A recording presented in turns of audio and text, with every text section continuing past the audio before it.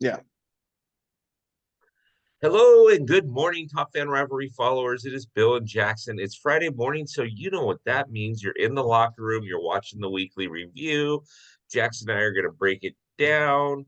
We're going to have a good time. Baseball is back. So, Yes. woo! I got my spring training hat Woo! so that I could show you all what the Dodger spring training hat looked like since I just got back from there. But hey, we won't talk about that.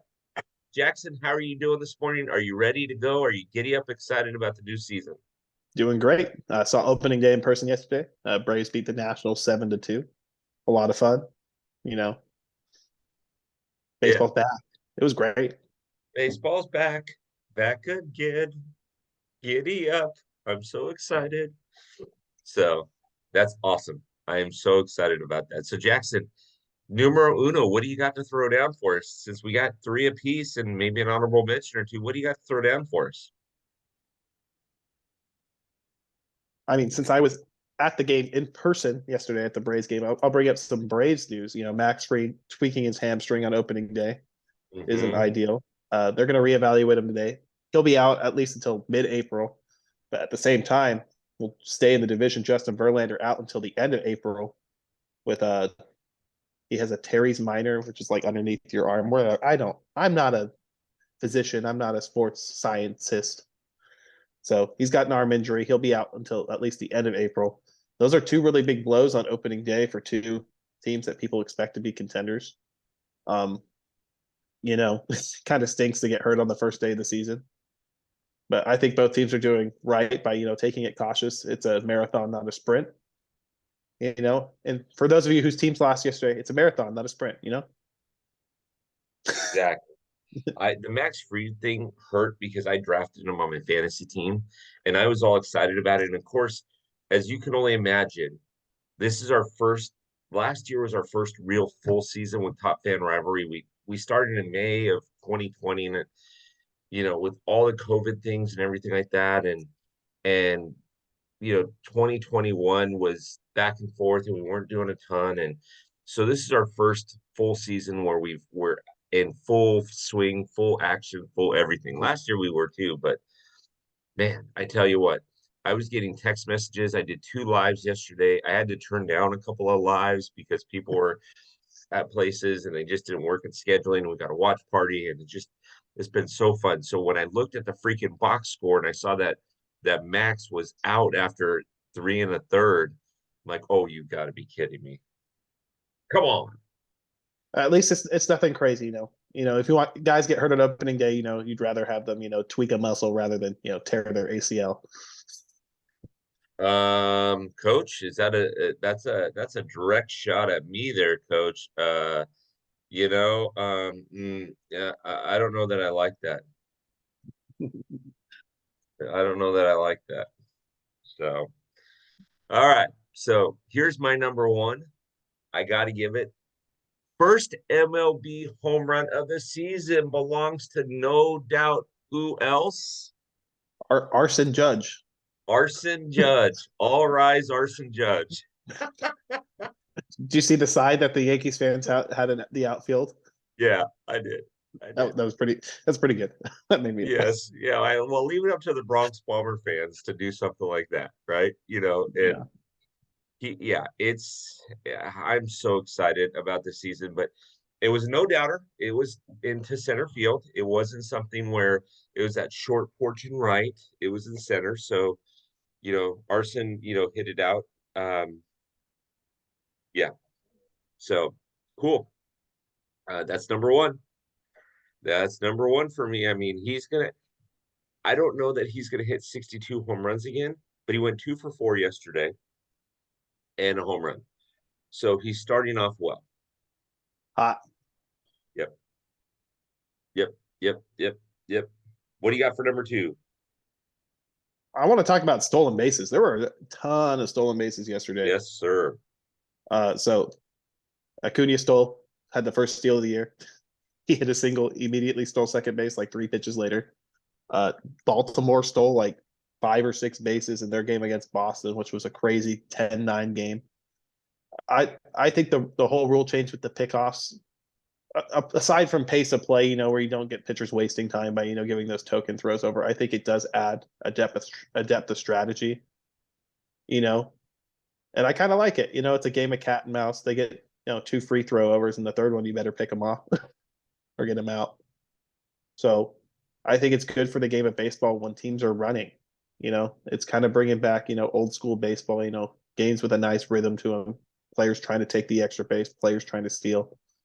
And, as a gaming person, I hardly noticed the pitch clock. I could see it, there was no pitch clock violations, nothing. So it was just nice, fast paced baseball, but Yeah. it still kind of felt like I could think about, the next pitch and stuff like that. It just felt like, the pitcher was moving at a brisk pace. I thought it worked really well. Yeah, it except for Rafael Devers, right? Who got called out on a third strike for not being in the box quick enough. I mean, that's his fault. That's Boston, Although Boston almost came back and beat Baltimore yesterday. The final Yeah. score was 10-9. I looked at one point, it was 10-5 in the seventh. I thought, okay, this game's over. Yeah. So that game was absolutely crazy. Yep. Agreed. So here's my number 2. You ready for another hot take on this one? Yeah. Blake Snell in a contract year did not do Blake Snell things yesterday.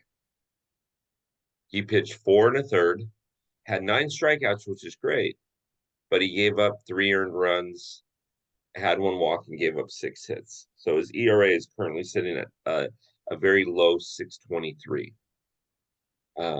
That's not going to cut it. And honestly, the Padres have such a dynamic lineup, and they're so power packed top to bottom. But so were the Yankees in 2008, and they didn't win the World Series. It wasn't until 2009 when they added some pitching. So the Padres are going to need that pitching, and if they can't get that pitching, it's going to be a little scary for these guys. And what's also interesting too about the Padre game, I was surprised. I was telling Jackson everybody before we recorded that I was surprised that the Padres only scored 2 runs and that Colorado scored 7. I was surprised that nobody went yard. With that lineup that they have, there was not one person that went yard. And Grissom, Soto, Machado, Bogarts, Cronenworth, Carpenter, Nola, Kim. I mean, nobody went yard. I was surprised. So Blake Snell's got to have a Blake Snell season. It can't be something that is just off the cuff type thing. He's got to have a season that is well. Otherwise, the Padres are going to struggle. And it's good for baseball. The Padres spent all this money. It's good for baseball that the Padres are good and that the Dodgers are good. You have a 2-horse race there. It's not good when somebody just runs away with it. So yeah. I mean, what are your thoughts? I'll have an even hotter take. I think outside of his Cy Young year, I think Blake Snell's probably one of the more overrated pitchers in the league. He had a really good Cy Young season in, what was it, 2018, 2019, I think it was 2018. Mm-hmm. Had a 1.89 ERA and 180 innings. Since then, I'm going to ignore 2020 because that was a weird season. He made all the starts in 2020, but let's look. 2019, he made 23 starts, only pitched 107 innings. Last year, he made 27 starts, only pitched 128 2/3 innings, or 2021, excuse me. And then 2022, he only made 24 starts and only pitched 128 innings. So I think, a lot of it's going to be rough for him in his contract year because the Padres are going to lean heavily on him to be that. They want him to be that Cy Young kind of guy, that ace per se. I just don't think he has the durability in him to be that. He's shown flashes, in the World Series, obviously against the Dodgers, he looked really good. But he has the potential to be a really good pitcher, but it's durability questions and can he lead the front line if he's only making 24 to 27 starts a year? Yeah. Missing time. No, exactly. That's a good hot take on that one. What do you got for number 3? Number 3. I mean, I had something and I just forgot it. I didn't write it down today. Uh-oh, everybody. Uh-oh. New season and Jackson is losing it already. That's it. Losing. I'm in mid-season form, Bill, is what it's called. But let's see. I I guess I'll shout out Shohei Ohtani, who we talked about before hopping on. Shohei gave the 26 opening day start of 6 innings and at least 10 strikeouts. He is the only pitcher whose team has lost an opening day with that stat line. I think the Angels are going to have to rally after that. It's a tough loss. You only score 1 run. It happens. But, you can't waste too many Ohtani starts like that. And that goes for a lot of teams. You can't waste good pitching efforts throughout the season, expect to be a contender. So it'll be interesting to see how the season goes on. Last week, we talked a little bit about Ohtani being in a contract year. I think Ohtani's going to absolutely fall out, win MVP again. But, baseball's a team sport. Yeah. Yeah. You can't win if you can't score, right? Well, it's funny that you should mention that because that's going to be my third mention. But let's go back to Ohtani. First of all, top fans, notice how he just did the fallback to the best player in baseball. Oh, well, let's talk. I can't remember. Let's just talk about Ohtani. No, I'm teasing. Hey, what could I say? But Caught me redhead. Here's my take on what you just said. You're absolutely right. When a guy comes out and throws 6 scoreless innings, regardless if it's against the A's, 6 scoreless innings with 9 Ks, you can't waste that start because guess what? The trade deadline is only 3 months away. And if he has 4 or 5 of those type of starts and they get wasted and he's got no decisions, or he gives up 1 run in 6 innings and loses and is the losing pitcher, you may see him get moved. He may get frustrated enough where he gets moved. And again, I'm not voting for that. I'm not saying that's what I want the Angels to do. No. I'm saying that, yeah, it could happen. So, that all being said, you gave me a perfect lead in.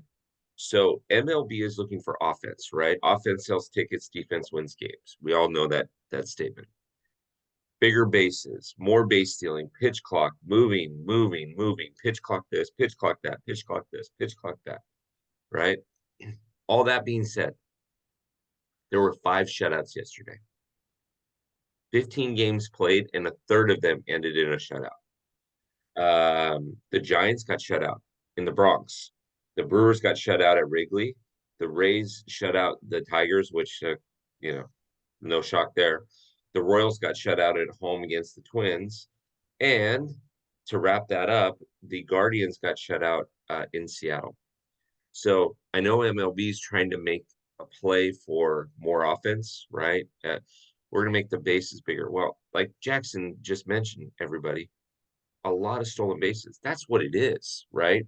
So if a pitcher knows they come set and they can only go over there twice, and the third time they got to get that runner, otherwise he gets second base, they're going to move. The bases are now 10 feet big, right? It's not 90 feet from base to base. It's like 20. I mean, I'm exaggerating, but it's fully like base runner, like heavy, right? Base runner centric. So base runner gets on, he knows the pitcher can only throw over twice. He knows the catcher's got to make a perfect grab and throw because he's got a couple extra inches there. We're looking for offense, and yet we had 5 shutouts yesterday. And if I read off the winning pitchers on those, they're not people that you would look at and go, wow, with the exception of Garrett Cole. So Garrett Cole yesterday started in the Bronx, and let me just verify here. He went 6 innings. So where's the offense? Now, the flip side of that, Baltimore Boston game, 10-9. The Braves Nationals 7-2. Phillies Rangers 11-7. Cardinals Blue Jays 10-9. Dodgers Diamondbacks 8-2. So there's plenty of offense. It's just I wasn't expecting 5 shutouts on opening day. Yeah. Oh, good call. It's weird to think you don't expect shutouts on opening day because everyone has their best pitchers pitching, but which is It weird that happened. five happened. That's a lot. It happened. Yeah, five of them. It's kind of ridiculous. So it is just it's ridiculous, and but it's fun. It's I guess it's fun if you're the winning team. It's fun. Oh, we didn't give up very many runs, or we didn't give up any runs. But if you're the losing team, it kind of sucks. Yeah, I mean, you could kind of, I know it's one game and there's no need to overreact, but just to stir the pot a bit, you could blame it on the lack of, coaching a new approach. Yes. Uh, Being at the Braves Nationals game, the Nationals had like 8 or 9 hits. What they were trying to do was trying to pepper the yard, through the holes that the lack of the shift created. The Braves did the same thing. They got a lot of hits, poking balls, that maybe wouldn't have made it through with the shift on. A lot of guys were hitting the other way through, the traditional 5.5 hole, the 3.5 hole. There's lots of nice hard hit balls through those holes. And I think if teams don't adjust to doing that, in addition to trying to do damage with runners on base, maybe, you know, looking for a pitch to, hit a home run or drive one into the gap with runners on base. And instead they just go up swinging for the fences. I think those teams are going to struggle a lot more than the teams who go, you know what, base runners are good. Base runners can, take an extra base with these new stealing rules. Got to take advantage. If we can't hit a home run, we'll just drive them in the old fashioned way. Yeah. Yeah. So here's you gave a very good take on that. So here, let me give you an example. Oakland Coliseum yesterday. I want to say it was the fifth inning. Nothing score. First two batters reach on base hits for the Angels. Okay. So it's first and second, nobody out. Okay. Old school baseball tells you doesn't matter who's up, bunt the guy over to third, right? So you have second and third and one out. And then you've got two batters to make it up, right? And I think they were towards the bottom of their lineup too. No, I think it was Trout and Ohtani that were on. First and second was Trout and Ohtani. So Anthony Rendon comes up, okay, flies out. Next batter comes up, flies out. Next batter comes up and grounds out. Now, if Rendon bunts, okay, now you're second and third. And guess what? The next flyout was to deep center. You would have scored. Okay. Making it 1-0. You know what the final score of the Angels game was? 2-1 Oakland. 2-1. Right. So, I mean, I don't care who's that bad. You got to learn how to play some of that little ball because, again, it doesn't seem like a big deal because it's game one of 162 games. But if that happens 25 times in a season, that could benefit you on whether, or that could not benefit you on whether or not you play in October. Right. Yeah. I I mean, mean, with Rendon up, I wouldn't even say like it's all about approach. You don't need to bunt, but he also shouldn't, first thought be trying to swing for the fence no matter what. mhm. You know, I I'm a big fan of working the count. If they're pitching you away, just drive the ball through the hole or whatever. Because without the shift, there's going to be holes. Guys are going to be standing. You get a pitch, maybe you can't hit a home run off of it, and normally you wouldn't swing at it because you can't hit a home run. But you can just golf it in the center field for a base hit. A guy like Trout scores from second easily. Yep. Yep. So So my frustration level with that, and I'm not picking on the Angels. I mean, I'm sure that happened around baseball at some point. This, at some point this yesterday, right? But it's very simplistic. When you lose a game by 1 run, you look back and say, "Gee, how could I have done this differently?" Right? And I don't care who's at bat. And Anthony Rendon has been out a lot since he signed his contract with the or with the Angels, right? Why not lay one down? Lay one down to first base line. Move the two runners over. But instead, you're looking to go Jimmy Jack. You're trying to hit the 5-run home run. Doesn't work. Never's going to work. And that's the difference between a team that goes deep into October and a team that goes golfing the first week in October. Right. And so that one was tough. That one was a tough watch. So, but I was standing actually at a restaurant last night with an Angel fan right when that inning happened, and I just shook my head and I go, "There's your season." He goes, "What?" I said, "There's your season." and I wasn't picking on him, but I was just saying if you guys are going to rely on Trout, Otani, and Hunter Renthro and Anthony Rendon to hit home runs for you all the time, it's going to be a very long season. So, anyways, Jackson, do you have any final thoughts as we wrap up here? Shout out to O'Neal Cruz for hitting a 101-mile-an-hour fastball through the stands in Cincinnati. It was like 111 miles an hour off the bat. That was like that line drive. The poor guy that caught it probably had to go to the doctor because he didn't catch it. It went right through him. Poor guy. It caught him. It caught him. Yeah. He was Oh, he was yeah, he was regretting buying that seat. yeah, yeah. Everybody wants the ball until it's 101 miles an hour off the bat, or 111 miles an hour off. You're like, oh, that's fast. Oh, that's interesting. All right, Top Fan Rivalry followers, Jackson and I are going to get at this again. By the way, if you're not doing this, you need to do it. Jackson, what else should they be paying attention to? Is there anything else in your life that you're doing right now? I mean, you could check out Thomas and I's podcast. We're Chop House Chatter. Oh, We there's post a it. podcast. Yeah, it's an Atlanta Braves podcast. We'll do general baseball podcasts. We actually just dropped a couple this last week. We have a really cool one, interview with a baseball coach in Vermont, Dan French. And we actually were able to interview Jay Jackson, who's a pitcher for the Toronto Blue Jays. So go check that one out. That was a lot of fun. We post weekly in Top Fan. We get you guys cool stuff here behind, the paywall. We have all of our predictions. We did the season predictions for Top Fan on Sunday for earlier this week. And then we did our own award show, per se, preseason award show. And that one's up on here on the website. So check it out. Give us a follow on Instagram. I'm at Top Fan Stats Guy, and Thomas is 755 Chop Talk. Thomas posts every single day about baseball. He's a lot better than I at posting. So just give us a follow. We have some cool stuff coming up. Yeah, these guys have their second episode was phenomenal. It's up, and we're just gonna have a great time all season long. You're gonna get baseball information about the Braves from Thomas and Jackson. So go check them out on YouTube. They've got a great page. They're just getting started.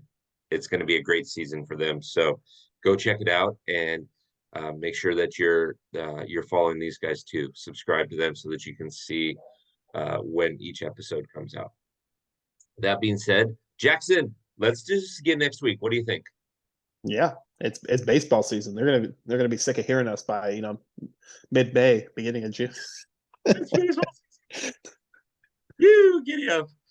All right, Mr. Jackson. Well, thank you so much. Top Fan Rivalry followers, thank you so much. We had a fantastic watch party in Fountain Valley, California. We got one in Anaheim, California tomorrow, Saturday, the April 1st.